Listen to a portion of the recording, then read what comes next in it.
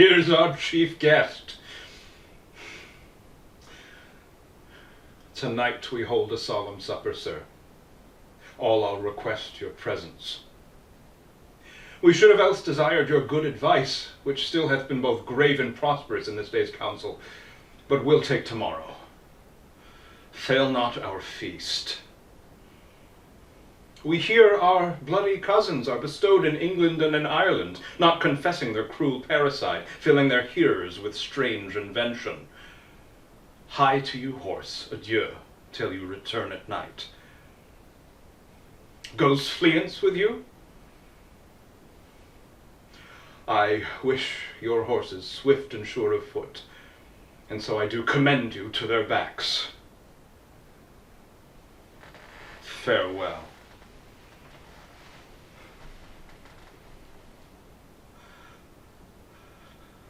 To be thus is nothing, but to be safely thus. Our fears in Banquo stick deep, and in his royalty of nature reigns that which would be feared. 'Tis much he dares, and in the dauntless temper of his mind, he hath a wisdom which guides his valor to act in safety. 'Tis none but he whose being I do fear. Under him my genius is rebuked. He chid the sisters when they put the name of king upon me, and bade them speak to him. Then, prophet-like, they hailed him father to a line of kings. Upon my head they placed this fruitless crown. For Banquo's issue, I have filed my mind. For them, the gracious Duncan have I murdered, only for them, and mine eternal jewel given to the common enemy of man, to make them kings, the seeds of Banquo kings. Rather than this, let fate come into the list, and champion me to the utterance. Who's there? Was it not yesterday we spoke together?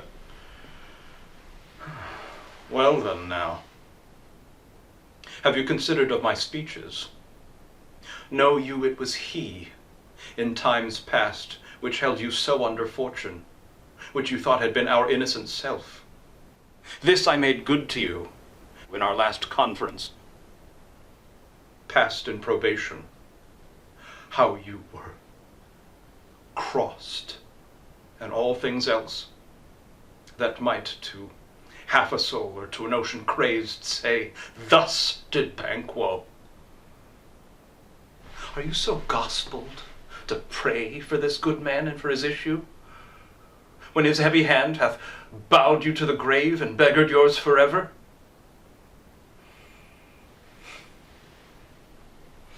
A catalogue you go for men, as hounds, greyhounds, mongrels, spaniels, curs are clept, all in the name of dogs.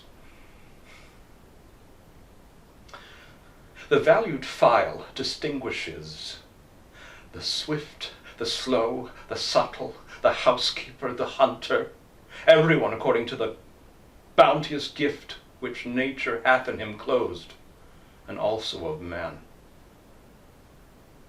Now, if you have a station in the file, not in the worst rank of manhood, say it, and I will put this business in your bosom, whose execution takes your enemy off. Both of you know Banquo was your enemy, and so he is mine. And in such bloody distance that every minute of his being thrusts against my nearest of life, and thought I could, with bare-faced power, sweep him from my sight, and bid my will avouch it, and yet I must not. For certain friends, who are both his and mine, whose loves I must not drop, yet wail his fall, who I myself struck down.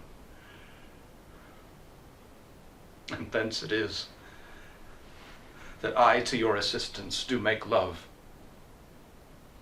masking this business to the common eye, for sundry weighty reasons.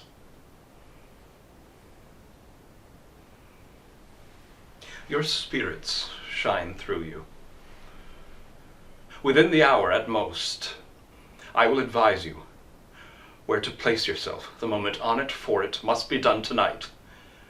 And something from the palace, and with him Fleance's son, who keeps him company, whose absence is no less material to me than is his father's, must embrace the fate of that dark hour.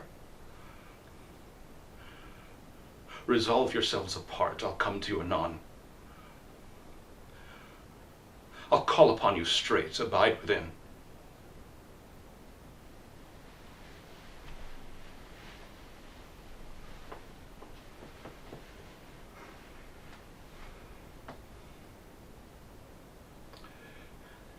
It is concluded.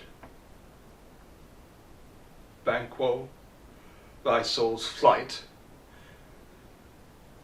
if it find heaven, must find it out tonight.